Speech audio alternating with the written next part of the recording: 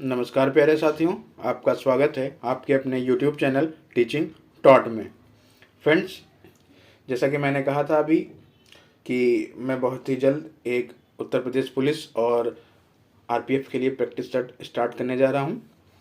तो मैं आज ये पहला प्रैक्टिस सेट आपके सामने है और इसमें 30 क्वेश्चंस लगभग हैं। मैं अभी एक दो दिन में इसके आरपीएफ के जैसे यानी आरपीएफ में तो 50 क्वेश्चंस आते हैं और यूपी उत्तर प्रदेश पुलिस में तो 37-38 क्वेश्चंस आते हैं। तो मैं टारगेट आरपीएफ के लिए करूंगा, यानी कि 50 क्वेश्चन तक करूंगा, जिसमें आपका उत्तर प्रदेश पुलिस भी कवर हो जाएगा। और आरपीएफ की जो जीके रहती है वो थोड़ी सी अच्छी रहती है, तो आप आरपीएफ को टारगेट करके अगर तैयारी करते हैं तो आपका उत्तर प्रदेश पुलिस के लिए जीके बहुत ही अच्छी तरीके से तैयारी हो जाएगी। और मैं ये क्वेश्चंस जो आपको करवाऊंगा ये तो प्रैक्टिस है, और मैं टॉपिक वाइज जो स्टैटिक जीके है या जीके का जो भी पोर्शन है वो मैं आपको बहुत जल्द जो है इसी पे करवाऊंगा। तो आप लोग बस इस चैनल से जुड़े रहें, इसको सब्सक्राइब कर लें और बेल आइकन को ज़रूर हिट करें। ओके फ्रेंड्स, हम लोग बिना किसी देरी के पहला क्वेश्चन पढ़ते हैं और ये बहुत ही आपके लिए इम्पोर्टेंट क्वेश्चन रहने वाले हैं। ओके फ्रेंड्स, तो पहला क्वेश्चन हम पढ़ते हैं। तो पहला क्वेश्चन जो दिया मैं इसको थोड़ा जूम वो कर लेता हूँ। तो पहला क्वेश्चन आप देखिए और पढ़ के जवाब आप दे सकते हैं कमेंट में। तो जलियांवाला बाग जो नरसंहार हुआ था वो कब हुआ था? तो आपको पता है जो जलियांवाला बाग नरसंहार हुआ था ये कब हुआ था? तो ये हुआ था 1919 में। कब हुआ था फ्रेंड्स? 1919 में। ये कब हुआ था? 1919 में। जनरल डायर ने जो निर्दोष लोगों पे जो गोली चला दी थी, और इसके ही लिए जो रविन्द्रनाथ टैगोर जी थे उन्होंने अपना जो है उपाधि लौटा दी थी, और जो गांधी जी थे उन्होंने भी अपनी उपाधि को लौटा दिया था। ओके फ्रेंड्स, ये बहुत ही इंपॉर्टेंट क्वेश्चन है, तो इसका सही आंसर है 1919। ओके फ्रेंड्स, आगे बढ़ते हैं हम लोग। सेकंड क्वेश्चन क्या है? सेकंड क्वेश्चन है बृहत संहिता किसके द्वारा रचित है? तो बृहत संहिता किसके द्वारा रचित है आप भी बताने की कोशिश करेंगे कमेंट में।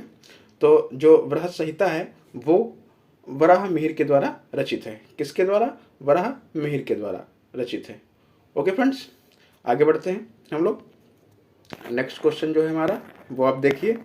तीसरा क्वेश्चन है कि यंग बंगाल मूवमेंट ये किसके द्वारा शुरू किया गया था? तो यंग बंगाल मूवमेंट, जैसे कि आप राजा राम मोहन राय को देखें तो इन्होंने 1829 में ब्रह्म समाज की स्थापना की थी। किसकी स्थापना की थी? ब्रह्म समाज की स्थापना की थी। ब्रह्म समाज की स्थापना की थी। और ईश्वरचंद्र विद्यासागर हैं, इन्होंने जो विधवा विवाह था, पुनर्विवाह, उसके लिए इन्होंने आवाज़ उठाई थी। लेकिन इसका जो सही आंसर होगा वो आपका जो आंसर सही होगा विवियन डेरेजियो। क्या होगा? विवियन डेरेजियो। ओके फ्रेंड्स, जहाँ पे एक्सप्लेन करने वाला है मैं ज़रूर एक्सप्लेन करूँगा, ठीक है। और बहुत ज़्यादा एक्सप्लेनेशन इसलिए नहीं क्योंकि फिर बहुत लंबा वीडियो हो जाएगा, है ना, तो हम लोग को वो भी देखना है। तो और इस प्रैक्टिस सेट से जितने भी कराने वाला हूँ आपको क्वेश्चंस मिलेंगे, ज़रूर मिलेंगे। नेक्स्ट क्वेश्चन हम लोग देखते हैं। ये मॉडर्न हिस्ट्री के क्वेश्चन अभी चल रहे हैं। जो सुभाष चंद्र बोस जी थे वो कांग्रेस के पहली बार यहाँ पे छुट गया है, यहाँ पे लिख लीजिए पहली बार अध्यक्ष कब बने। कांग्रेस के पहली बार यहाँ पे जोड़ लीजिए, कांग्रेस के पहली बार जो अध्यक्ष ये कब बने थे? तो पहली बार जो अध्यक्ष बने थे ये बने थे 1938 में। कब? 1938 में। अब आ गया इंडियन नेशनल कांग्रेस। तो इंडियन नेशनल कांग्रेस की पता है आपको एओ ह्यूम, है, जिनको एओ ह्यूम कहते हैं, इनके द्वारा जो किया गया था, इसकी स्थापना की गई थी 1885 में। कब? 1885 में। कब की गई थी फ्रेंड्स? 1885 में। Okay friends, next question number 5। Simon commission की नियुक्ति के समय भारत का वायसराय कौन था? तो आपको पता है जो साइमन कमीशन जब भारत आया था उस समय जो यहाँ का वायसराय कौन था? और साइमन कमीशन के दौरान आपको पता है इसमें कोई भी भारतीय सदस्य नहीं था, इसीलिए साइमन गो बैक के नारे लगाए गए थे। और आपको पता होगा कि इसी दौरान लाठीचार्ज जो हुई थी उसमें लाला लाजपत राय जी की हत्या हो गई थी। ये क्वेश्चन सुपर टेट का क्वेश्चन है जो पिछला 2018 में का वैकेंसी आई थी, उसमें ये कहा गया था कि साइमन कमीशन के दौरान जो लाठीचार्ज में किस एक क्रांतिकारी की जो हत्या हुई थी, तो वो थे लाला लाजपत राय। लाला लाजपत राय, लाला लाजपत राय। ओके फ्रेंड्स, तो ये कहीं ना कहीं अब जो मॉडर्न हिस्ट्री पे ज़्यादा ही फोकस किया जा रहा है, किसी भी क्वेश्चन किसी भी पेपर को आपको उठा के देखें। ओके फ्रेंड्स, तो इसका जो सही आंसर होगा वो आपको पता होगा, अगर जो तो आप कमेंट बॉक्स में लिखें। तो इसका सही आंसर जो है वो इरविन। आपको पता है 1931 में गांधी इरविन समझौता जो हुआ था, तो उसी समय की बात है ये, उससे पहले की बात है। तो 1928 में जब साइमन कमीशन भारत आया था, उस टाइम पे इरविन ही यहाँ के वायसराय थे। नेक्स्ट क्वेश्चन, 10वें सिख गुरु कौन थे? जो 10वें सिख गुरु आपके कौन थे, ये आप लोग बताइए। जो 10वें सिख गुरु थे ये थे गुरु Govind Singh.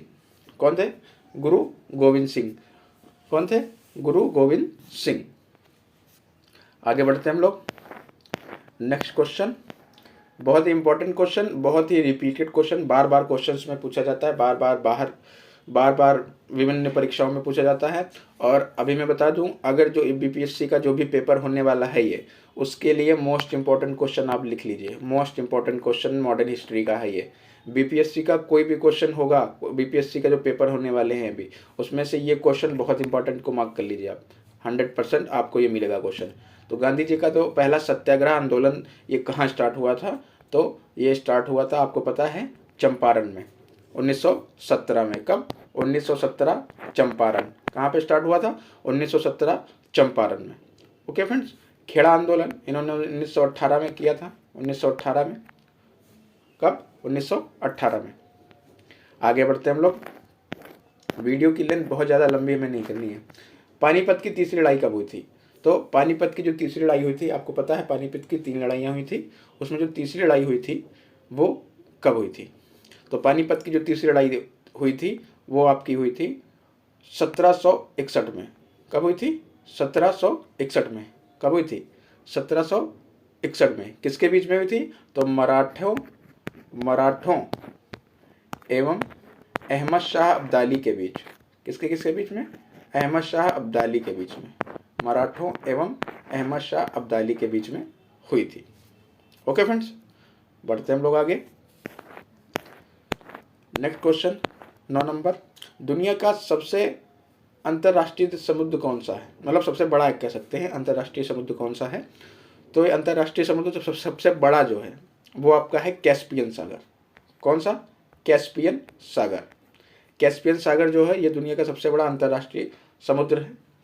Okay friends, dead सागर आपको पता है, डेड सागर ये मृत सागर है। इसकी लंबता आई थिंक 330 करके कुछ थी, ये एग्जैक्ट मेरे को ध्यान नहीं आ रही है, लेकिन जो क्वेश्चन का आंसर है वो आप देख लीजिए, इसको मैं क्लियर करूँगा बाद में। तो ये इसका जो आंसर होगा वो कैस्पियन सागर होगा। ओके फ्रेंड्स, आगे बढ़ते हैं हम लोग।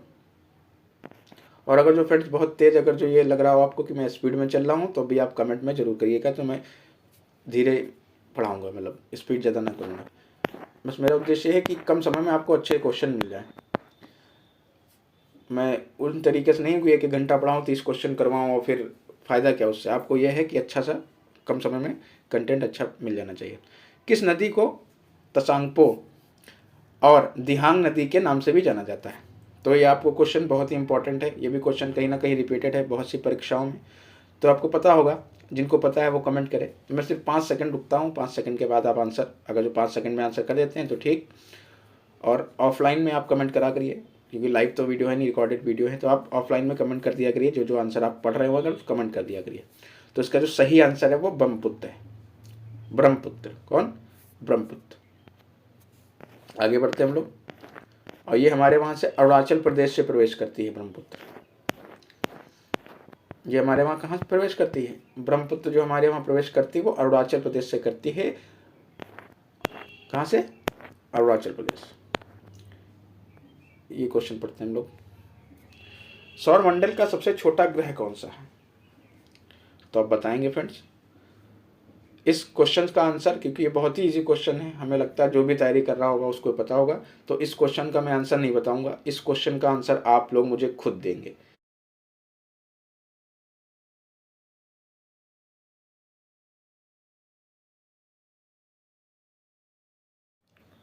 नेक्स्ट क्वेश्चन आपका है नेक्स्ट क्वेश्चन बताएं आप आंसर इसका कि हीराकुंड परियोजना किस नदी पर है।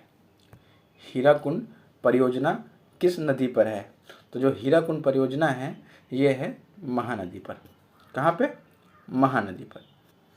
कोसी, इसको बिहार का शोक कहा जाता है।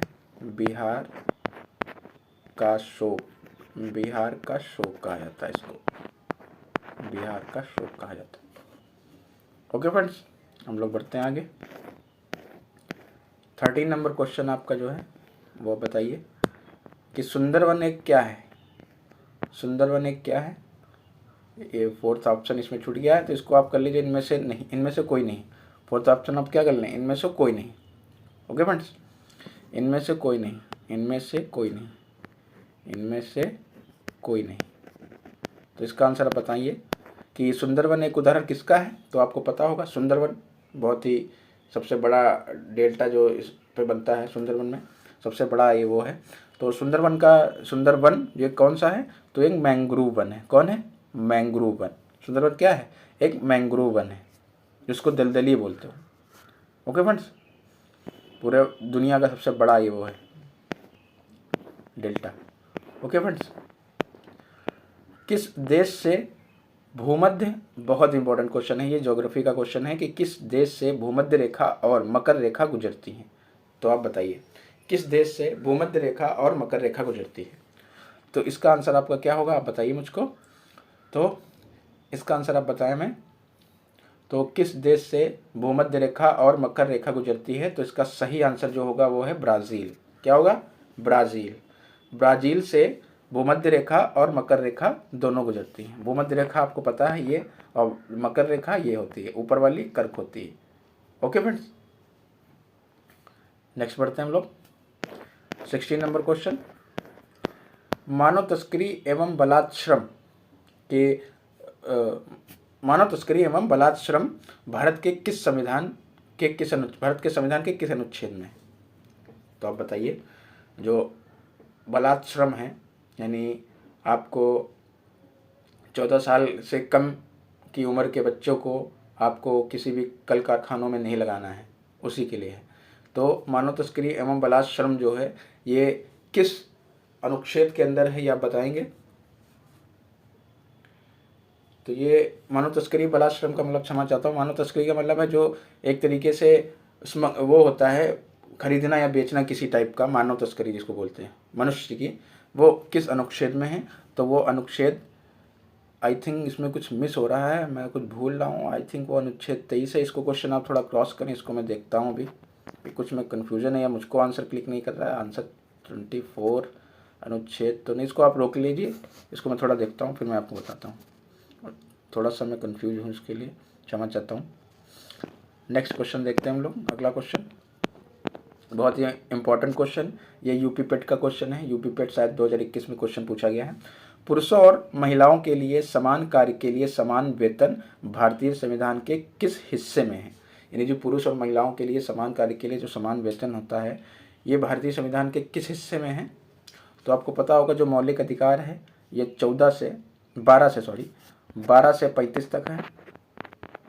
मूल्य कर्तव्य आपको पता है भाग 4A में है, अनुच्छेद 51 का, है ना।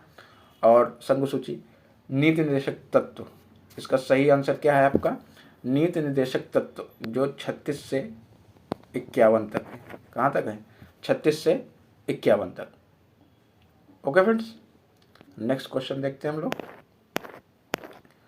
18 क्वेश्चन, ये सेम क्वेश्चन हो गया। ये देखिए क्वेश्चन, ये नंबर गलत पड़ गया, इसको 19 कर लें आप। मौलिक अधिकारों के प्रवर्तन के लिए, बहुत ही बढ़िया क्वेश्चन, बहुत ही इंपॉर्टेंट क्वेश्चन है ये, इसको आप 19 कर लें। 19 नंबर क्वेश्चन, 189 नहीं 119 होगा ये, ठीक है। तो मौलिक अधिकारों के प्रवर्तन के लिए सुप्रीम कोर्ट के अधिकार को स्थानांतरित करने की गारंटी संविधान के किस अनुच्छेद में है। यानी कि जो मौलिक अधिकारों के लिए आप एक तरीके से जो मांग कर सकते हैं, अगर जो कोई भी मौलिक अधिकार आपको प्राप्त नहीं हो रहे हैं, तो ये संविधान के किस अनुच्छेद में है। तो आपको पता होगा ये संविधान के अनुच्छेद 32 में है। किस में है? अनुच्छेद 32 में है। और अनुच्छेद 17 बार बार पूछा जाने वाला, बार बार, अस्पृश्यता का अंत। अस्पृश्यता यानी छुआछूत, अस्पृश्यता का अंत। और ये जो क्वेश्चन है ये अनुच्छेद 32, ये बहुत इंपॉर्टेंट क्वेश्चन है। इसके बारे में एक फैक्ट और आप नोट कर लीजिए, जो अनुच्छेद 32 को ही बाबा साहब अम्बेडकर ने इसको आत्मा कहा है, भारतीय संविधान की आत्मा कहा है, भारतीय संविधान की आत्मा, भारतीय संविधान की आत्मा इसको कहा है, भारतीय संविधान की आत्मा। देखिए ये क्वेश्चन शायद जो भी लोग देख रहे हैं उनको बड़ा कन्फ्यूजन हो। अगर जो ये लिख के आता है कि बाबा साहब अम्बेडकर के अनुसार संविधान की आत्मा कौन है, तब तो आप अनुच्छेद 32 को कहेंगे। लेकिन सिर्फ ये कहता है कि संविधान की आत्मा किसे कहा जाता है, तो आप ये कह सकते हैं जो संविधान की आत्मा होती है वो कहलाती है प्रस्तावना। कौन कहलाता है? प्रस्तावना। ये क्वेश्चन बहुत ही लोगों के लिए डाउट में रहता है, लेकिन आपको क्लियर हो गया होगा कि प्रस्तावना जो होती है भारतीय संविधान की आत्मा कहलाती है। अगर जो ये पूछते हैं कि बाबा साहब अम्बेडकर के अनुसार भारतीय संविधान की आत्मा किसे कहा गया है, तब आपको अनुच्छेद 32 कहना है। मोस्टली ये रहेगा कि क्वेश्चन अगर जो ऐसा कुछ आएगा तो ऑप्शन 2 दिए नहीं होंगे, प्रस्तावना ही दिया होगा, अनुच्छेद 32 ही दिया होगा। दोनों आपको बहुत ही कम क्लैश हो कि जो आंसर ये दोनों साथ में मिले। ओके फ्रेंड्स, क्योंकि ऐसे क्वेश्चन जब होते हैं तो या तो बाबा साहब अम्बेडकर, मैंने बताया ना बाबा साहब अम्बेडकर लिखा होगा तब तो अनुच्छेद 32 हो जाएगा। कहीं ना कहीं ऐसे क्वेश्चन जाके फिर दिक्कतें क्रिएट कर देते हैं। अगर जो लिखा होगा बाबा साहब अम्बेडकर के अनुसार, तब आप अनुच्छेद 32 लगाएं, बिल्कुल सही आंसर। और नेक्स्ट क्वेश्चन हम लोग देखते हैं 20 नंबर क्वेश्चन। भारत का राष्ट्रपति बनने हेतु न्यूनतम आयु कितनी होती है? तो ये आपको बहुत ही ईजी क्वेश्चन और बहुत ही इंपॉर्टेंट क्वेश्चन स्टेनोग्राफर में पूछा गया है, एसएससी स्टेनोग्राफर ये क्वेश्चन पूछा गया है। कहीं ना कहीं सारे क्वेश्चन जो हैं वो फ्रेंड्स पूछे गए हैं। ओके फ्रेंड्स, तो भारत का राष्ट्रपति बनने हेतु आयु कितनी है? तो भारत का राष्ट्रपति हो, चाहे भारत का राज्यपाल हो, चाहे भारत का उपराष्ट्रपति हो, उनकी जो न्यूनतम आयु होती है वो रहती है 35 साल, 35 ईयर्स। कितनी रहती है? 35 ईयर्स। लोकसभा का 25 साल और राज्यसभा का सदस्य बनने के लिए 30 साल की उम्र न्यूनतम होनी चाहिए। ओके फ्रेंड्स, एक आपसे रिक्वेस्ट है कि अगर जो आपको थोड़ी सी मेहनत पसंद आए तो प्लीज़ उसको लाइक और सब्सक्राइब और बेल आइकन को जरूर ऑन कर लें। आज से आपको लगातार जब तक पेपर नहीं होता है आपको ये मिलते रहेंगे। ओके फ्रेंड्स, मैं टॉपिक वाइज भी आपको पढ़ाऊँगा। मछली पकड़ना, शिकार का इकोनॉमिक्स का क्वेश्चन है, बहुत इंपॉर्टेंट क्वेश्चन, यहाँ पे कॉमा लगा लीजिए। मछली पकड़ना, शिकार करना, खनन एवं कृषि उदाहरण हैं। यानी जो मछली पकड़ी जाती है, जो भी ये वर्क मछली पकड़ते हैं, शिकार करते हैं, खनन करते हैं और कृषि उदाहरण कृषि करते हैं, ये किस गतिविधि के अंतर्गत आता है? प्राथमिक गतिविधि, द्वितीयक गतिविधि या तृतीयक गतिविधि? ये इकोनॉमिक्स में आता है नहीं, प्रथम प्राथमिक हो, द्वितीयक तृतीयक, उसमें तो आपको पता है कि द्वितीयक में आता है। किसमें? द्वितीयक में, सॉरी प्राथमिक में आता है। किस में आता है? प्राथमिक। टिक प्राथमिक कर रहा हूँ, बोल द्वितीयक रहा हूँ। किस में आता है? प्राथमिक में। ये सब प्राथमिक गतिविधियों में आता है। नेक्स्ट क्वेश्चन, बहुत इंपॉर्टेंट क्वेश्चन। अब इकोनॉमिक्स के लगातार हमें लगता है 2-3 क्वेश्चन हैं मैंने रखे हैं लगातार। किस पंचवर्षीय योजना में लौह इस्पात संयंत्र स्थापित किए गए? यानी कि कल कारखानों का निर्माण किया गया। तो आपको पता है कि पहली जो पंचवर्षीय योजना थी इसमें तो कृषि पर बहुत ही बल दिया गया था, है ना, कृषि पर बहुत बल दिया गया था। और दूसरी पंचवर्षीय योजना में लौह इस्पात संयंत्र में आपको जो इसका सही आंसर है ये आपका हो जाएगा, दूसरी पंचवर्षीय योजना में लौह इस्पात संयंत्र का जो है स्थापित किए गए थे, लौह इस्पात संयंत्र स्थापित किए गए थे सेकंड 5 ईयर प्लान के दौरान, जिसमें आपको पता होगा भिलाई था, है ना, भिलाई था, हाँ, और भिलाई छत्तीसगढ़, ये छत्तीसगढ़ ऐसे समझ जाइए ना। और बोकारो नहीं, ये बहुत इंपॉर्टेंट क्वेश्चन है, बोकारो ये लिख लीजिए पहले। जो बोकारो था ये थर्ड पंचवर्षीय योजना में आया था। ये बहुत लोग कंफ्यूज हो जाते हैं ना, सेकंड में कर देते हैं। जो बोकारो था, बोकारो जो ये कारखाना था स्टील वाला, ये आपको झारखंड में है।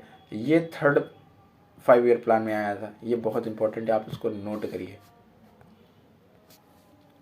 जो भिलाई था ये सेकंड में आया था, दुर्गापुर था ये सेकंड में आया था, राउरकेला था ये भी सेकंड में आया था। भिलाई, दुर्गापुर जो पश्चिम बंगाल में है, दुर्गापुर, और मैंने क्या बोला, राउरकेला उड़ीसा जो में है ये, ठीक। ये 3 जो आए थे ये सब सेकेंड ईयर में आए थे, सेकेंड 5 ईयर प्लान जो हुआ था उसमें आए थे। लेकिन जो बोकारो था, ये इंपॉर्टेंट है, ये बोकारो ये आपके तीसरी पंचवर्षीय योजना में आया था। ओके फ्रेंड्स, बोकारो जो था ये थर्ड पंचवर्षीय योजना में आया था। ओके फ्रेंड्स, आगे बढ़ते हैं। अगला क्वेश्चन जो है वो उत्पादन के 4 कारक कौन होते हैं। बहुत ही इंपॉर्टेंट क्वेश्चन, बहुत ही थोड़ा कंफ्यूजिंग क्वेश्चन लोगों को लगता है। ऐसे क्वेश्चन आया करें तो आप क्या बोलते हैं उसको, अरे एक जुबान पे नहीं आ रहा, वो वाला मेथड क्या बोलते हैं जिसको, क्रॉस मेथड है, जो भी बोलते हैं उसको, क्या मतलब ऑप्शन से देख सकते हैं। जिसमें कि उत्पादन के 4 कारक क्या हो सकते हैं। उत्पादन के लिए सबसे पहले क्या चाहिए, देखिए वर्षा तो हो नहीं सकता उत्पादन के लिए, ठीक, वर्षा नहीं हो सकता, वर्षा अलग हो जाएगी, ठीक।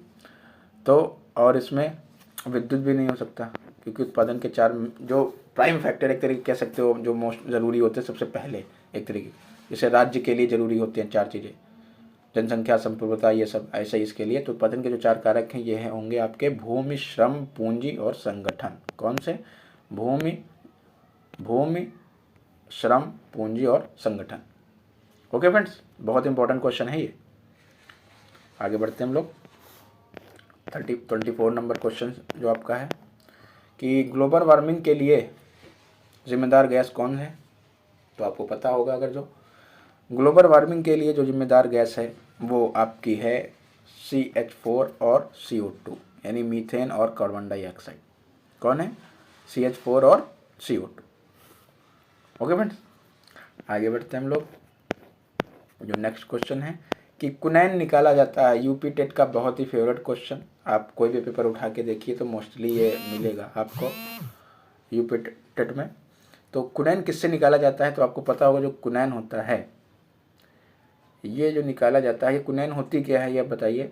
जो कुनैन होती है ये मलेरिया के लिए दवाई बनाई जाती है। तो ये निकाला जाता है सिनकोना के पेड़ से। किससे, सिनकोना के पेड़ से। और आपको पता होगा शहतूत के पेड़ से रेशम बनता है ना, इसके ऊपर कीड़े जो पाए जाते हैं उससे बनता है। सिनकोना के पेड़, यूकेलिप्टस, इसको एक नाम दिया जाता है कि अब ये मतलब धीमे धीमे इस पेड़ को लगाने के लिए गवर्नमेंट मना करे, क्योंकि बहुत ज़्यादा जल चुकता है ना। चलो हम लोग आगे बढ़ते हैं। नेक्स्ट क्वेश्चन हम लोग देखते हैं, सूखी बर्फ किसको कहते हैं। तो जो सूखी बर्फ होती है वो किसको कहते हैं, ठोस CO2 को, तरल क्लोरीन को, तरल ऑक्सीजन को, या तरल हाइड्रोजन को। तो जो ठोस बर्फ होती है उसको वो हम लोग किसको कहते हैं, वो कहते हैं, सॉरी, सूखी बर्फ किसको कहते हैं, ठोस CO2, यानी ठोस कार्बन डाइऑक्साइड जो होती है उसी को हम लोग सूखी बर्फ कहते हैं। ओके फ्रेंड्स, नेक्स्ट क्वेश्चन हम लोग देखते हैं 27। मानव में कपाल तंत्रिका की संख्या कितनी होती है। कपाल तंत्रिका की संख्या कितनी होती है, मानव में कपाल तंत्रिका की संख्या कितनी होती है। तो वो होती है 12 जोड़ी।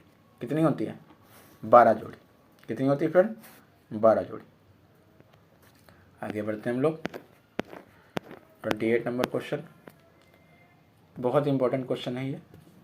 किसी धातु का तापमान बढ़ने पर उसका प्रतिरोध क्या होता है। तो किसी धातु का तापमान जब बढ़ता है, भौतिकी से क्वेश्चन आ गया, तो उसका जब तापमान बढ़ेगा तो उसका प्रतिरोध भी क्या होगा, बढ़ेगा।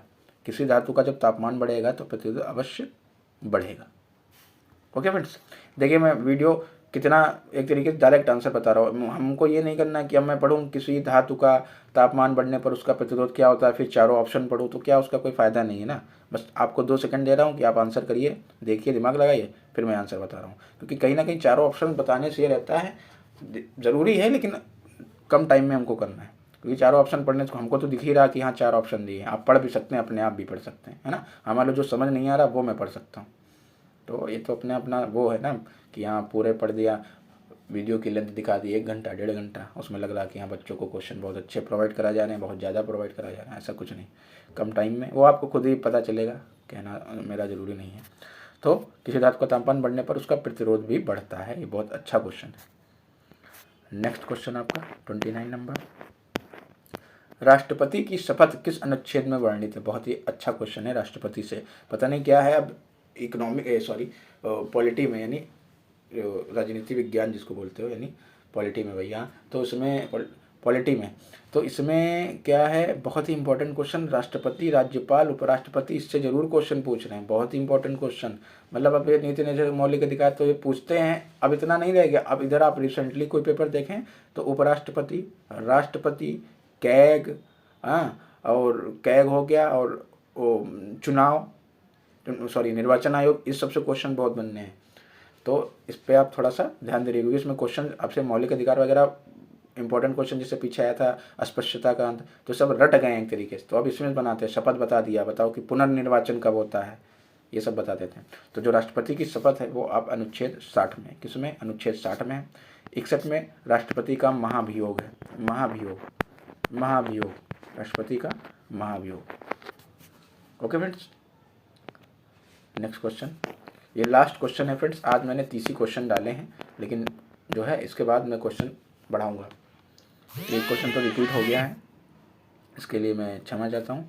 30 ही क्वेश्चन है मेरे हिसाब से, और क्वेश्चन रिपीट हो गया, इसको करके लीजिए। तो एक तरीके से 29 क्वेश्चन मैंने आज करवाए हैं, लेकिन ये कहीं ना कहीं बहुत अच्छे क्वेश्चन हैं। आज एक्सप्लेनेशन थोड़ा कम मैंने किया है, कोशिश करूँगा जल्दी और एक्सप्लेन अच्छे से करूँ। ओके फ्रेंड्स, तो ये पहला प्रैक्टिस सेट था, जो आई होप अच्छा आपको पसंद आया होगा। अगर जो आपको पसंद आया तो प्लीज़ लाइक और शेयर और सब्सक्राइब जरूर करें, और शेयर इसको ज़्यादा से ज़्यादा करें।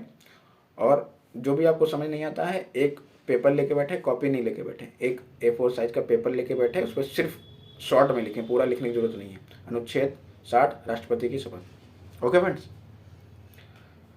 ओके फ्रेंड्स, मिलते हैं नेक्स्ट वीडियो में, तब तक के लिए जय हिंद।